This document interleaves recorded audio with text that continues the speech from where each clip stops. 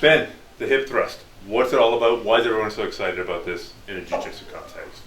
So the hip thrust, despite all the craze now on Instagram about it being, building your glutes and your booty and all that stuff, the hip thrust is actually, to me, one of the best exercises for sports performance. And really, in jiu-jitsu, it's essentially just a bridge, right? If you're doing a bridge, you need to be able to bridge weight off of your hips, right? And that's what the hip thrust does. Or to apply an arm bar, or even to choke somebody. You're using that bridge all the time, past the guard even. A single leg X, just bridging up into it is a hip thrust. So right here we have a hip thruster. Right? You don't necessarily need a hip thruster. You could set this up with plyo boxes. You could set this up with bench. But ideally, you want the height to be about 12 to 16 inches, depending on your... From here to here. Yeah, from there to there, depending on basically how tall you are. Right. So you're a pretty tall guy. This is probably going to be ideal for you, if not a little shorter. If it is, we can elevate it, but let's give it a shot. Let's try. Okay, so let me have you just go ahead and put your feet on there, Stephan. And then you're going to have your upper back onto the bench. And I like to have people put their elbows on the bench, kind of like a tricycle, right? You're not putting it on, but you're just kind of leaning on there. And then I like to have people make two fists, or else they tend to make weird hand signals. Okay, so gang signs. Yeah, and for the feet, I like to have people go about hip width, a little wider than this. All right, and feet point straight. Okay, so not out. We're not. If we point out, this is okay for training the glutes, but here we want sports performance. We want everything going straight. Okay, so let me just see you knock out like 5 of them. Perfect. Now you guys notice that Stephan is tucking his chin, right? This is very important. Okay, when you do that, when you extend your neck, what happens is you get this rib cage flare and this back curvature occurs. This is not good. Okay, in fact, that could be damaging on the back. So make sure when you're doing this, Stephan, tuck your chin, perfect, just like you're doing, and thrust up. Yeah, there you go. Squeezing your butt here, and you want a straight line from your knee to your shoulder. Okay, so a little lower, right there. Perfect. Boom, right there. That's what you want. All right. So from here, right, that's the basic hip thrust. All right. Glute bridge would be on the ground. Hip thrust is here, and we can always add tools to make the hip thrust a little harder. Right. So first thing I like to do is we can just do what we're doing on one leg. Okay, so if you go ahead, Stephan, and put both feet together, I like to have this, Mr. Brett Contreras taught me this, is to put both feet together, and from here, 2 fists, same position, bring one leg, one knee up, okay, float this, now go ahead and bridge with one leg, same thing, yeah, try to keep your heel on the ground if you can, so use more glutes, there we go. Yeah, so this is already going to be much harder, right? Right away, now all the weight of your body is now on one leg. You feel it's obviously going to be harder, right? So this also in jiu-jitsu is beneficial because a lot of times you're bridging with one leg and not 2, right? You're hooking somebody with the other leg. Yeah, something is stuck. Okay, so first thing I like to do is we'll do this second. Put this band around you, Stephan, around below your knees. Okay, I like below the knees. You can put it above the knees as well. But for the most part, below the knees is fine. Okay, now what this does, by adding this band, it'll make the exercise harder by activating the smaller gluteal muscles, the glute medius, glute minimus, because what it does is it's resisting abduction. Okay, so here, bring your feet out just a little more, and from here, let's knock out about 10 of them. Okay, just like that. Yep. Good. Stephan's going to make sure he gets a good squeeze at the top. Okay, make sure the feet don't turn in. There we go. Perfect. Yep. So this, for many people, is already very difficult, right? Stephan's a strong dude. He may not feel this as much, but for a lot of beginners, that 10 is going to be the first time they've ever really even activated or used their glutes. So that's step 1. Then what we can do is we can take that off real quick, Stephan. We'll add it back on. We can add this type of band. Okay. Now this is why the hip thruster is a good tool, but you can again do this by putting the band around 2 heavy kettlebells or dumbbells and do the same move. Okay. In fact, I'll show that a little later.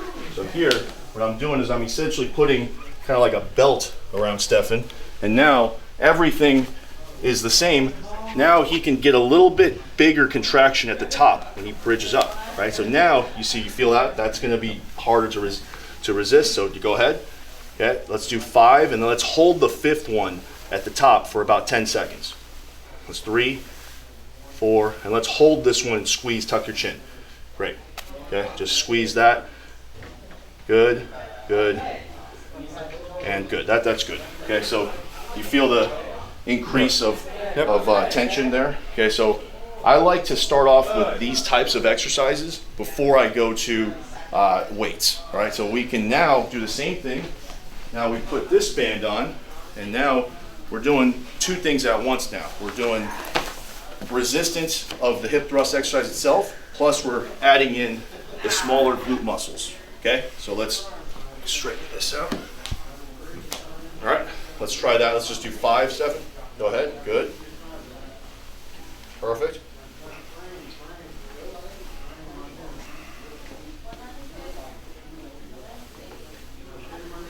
Nice, good, good. Any feedback, Steph? How do you feel? The band, I feel a little bit in the outside glutes, Yep. the little muscles here, but it doesn't. This one doesn't really affect the main posterior chain. So this one will. That's exactly what it should do. Is turn on the outside glutes. Okay, and that's for many reasons, right? A lot of times when you're doing this, you're not using those. You're missing. It's not the biggest muscles. The smaller, the gluteus maximus is the biggest muscle. It is the muscle responsible for the most hip extension. But you sometimes want to activate those little ones. And there's no strain of weight on top of you yet, right? So if you can't do, let's say, 20 of these, you really shouldn't be moving on to the weights just yet, right? And of course, everything here can be done single leg. Some of them are a little awkward, but you can do them single leg as well. Okay, so let's go ahead and throw this off too.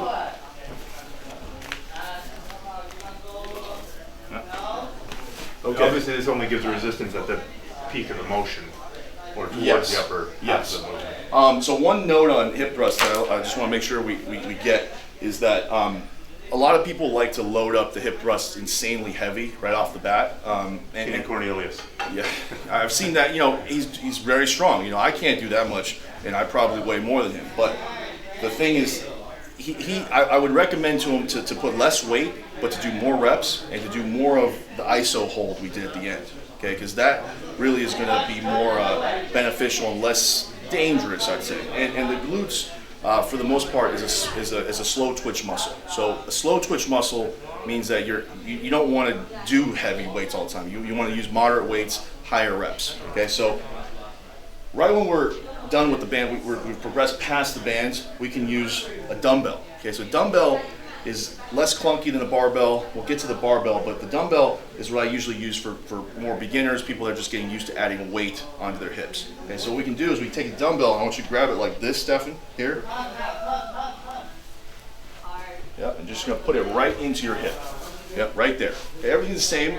And you're not gonna have the elbows on anymore because you gotta support the weight. But here, it's the exact same motion. Okay. So it's just the bench is right at the bottom of my shoulder blade. Yeah, pretty much. All right. It doesn't really matter. Some people like higher, some people like lower. The thing you're doing here is you want full range of motion. Okay. That's why we're not doing it on the floor. Okay. So let's knock out like 5 of these. Yeah. Good. Yeah. You see, Stephan's got that good hip extension right here, full hip extension. He's able to go down, get into full hip extension. All right, and this is really the key to the glute bridge is you want that pop, okay? And there you can do these differently, right? Go ahead and put the weight back on there, Steph. I can have you do.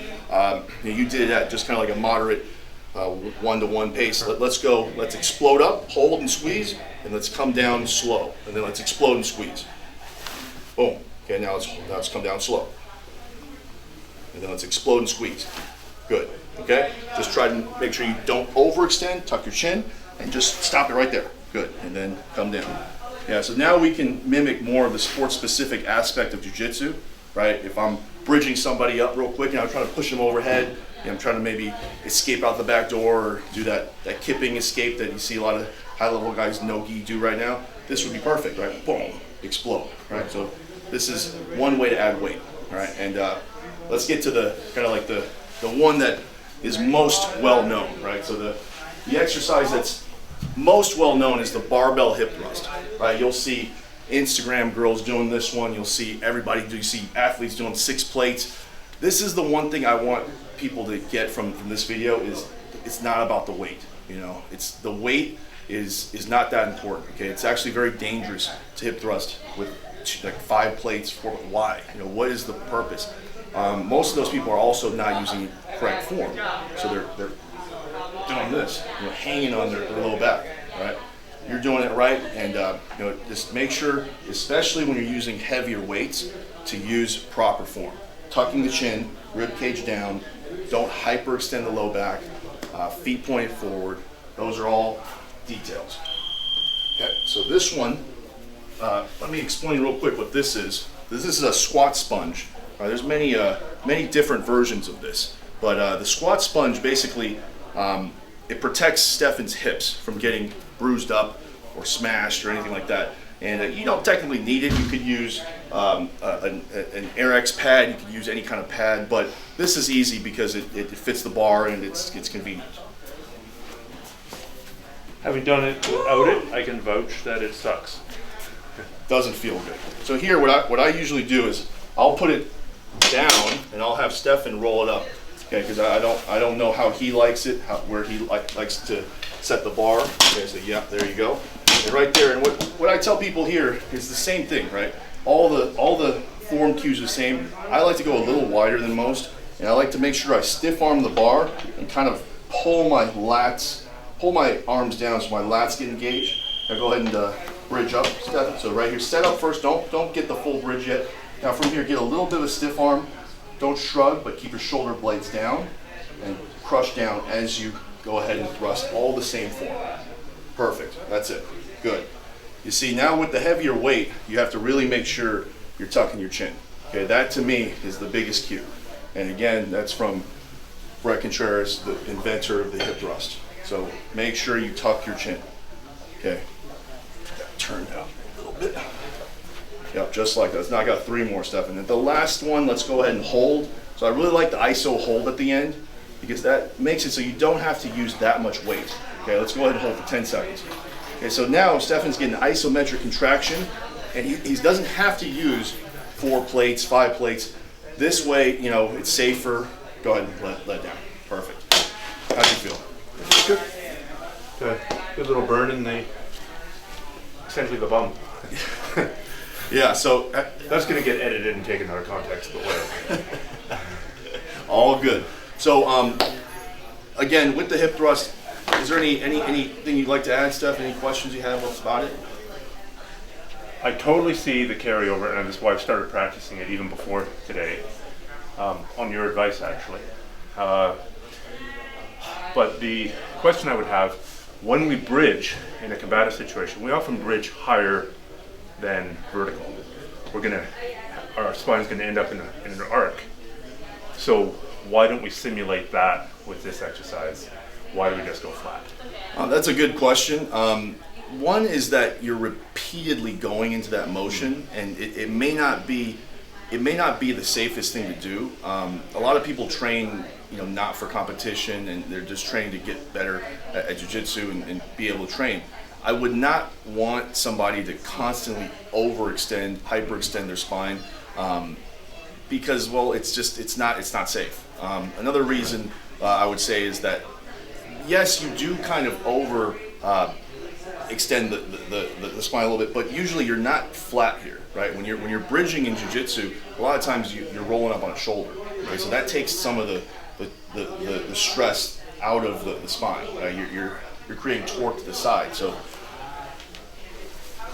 if I were to bridge right from this position, right, and I need to bridge up, right, I don't really need to go here. I mean, I could, it might generate, but really when I do that, it's when I'm here. So you see, one hip is higher, but I'm not really. This hip is still low. You know, so this is a little bit different. I don't consider it the necessary to necessarily train that motion where I'm going way up here. And honestly, this is not good for your back. Right? This is not great. It may be combatively necessary once in a while, but that doesn't mean that doing high reps of this is not great. No. And who's to say that when you're doing it like this, that the transfer won't go over to this? Right. There could be transfer over to this. Okay. If you really wanted to overdo it, I actually have an exercise from the floor that I do, where I set some cones or something here, where I just do it in like a cardio workout. Right. Just keep doing it. No weight. Just go. I actually do this as part of conditioning. Okay, so there's other ways to train that if you really wanted to go over and do that. Overextend. Well, awesome. Thanks so much. Thank you.